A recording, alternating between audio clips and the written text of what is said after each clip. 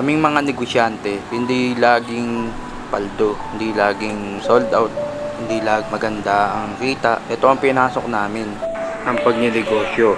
Kaya hindi ko kayo masisisi kung siyempre yung tao magsasawad, maghahanap ng ibang cravings, hindi palaging lugaw.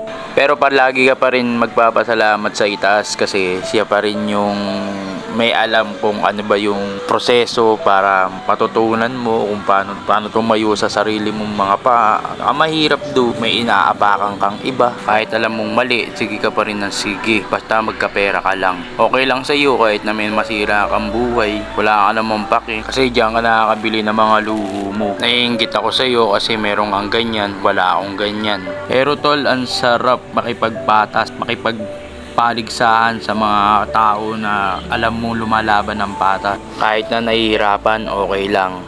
Kahit na napapagod, okay lang. At least lumalaban ng patas. Para sa akin tol, madali lang ang buhay. Gawin mo lang komplikado. Salute nga pala sa mga business owner dyan. Maraming salamat sa inyo. Kasi nagkakaroon din ako ng inspirasyon para manalig at magtiwala sa sarili ko. Maraming salamat nga pala sa magulang ko. Dahil sa iyo, nagkaroon kami ng business na ganito. Grabe yung impact sa amin. Mama, I love you. Ang galing ng skill mo. Mga kayesay, hindi ko ginawa yung bidyong to para kaawaan nyo ako. Ginawa ko yung bidyong to dahil gusto ko.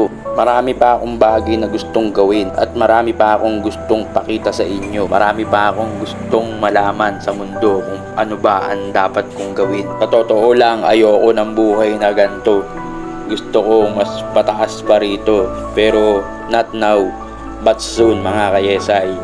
Sana suportahan nyo ako sa palagi kong video. Ang galing ni God. Hindi natin alam kung saan ba tayong lupalop ilalagay. Saan bang espasyo?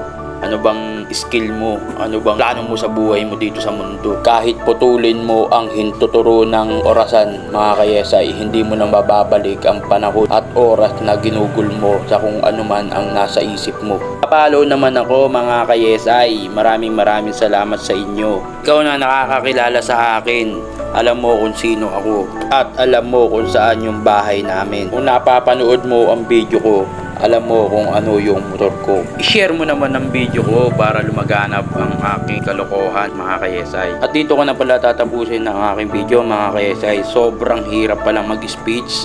Maraming salamat sa inyo.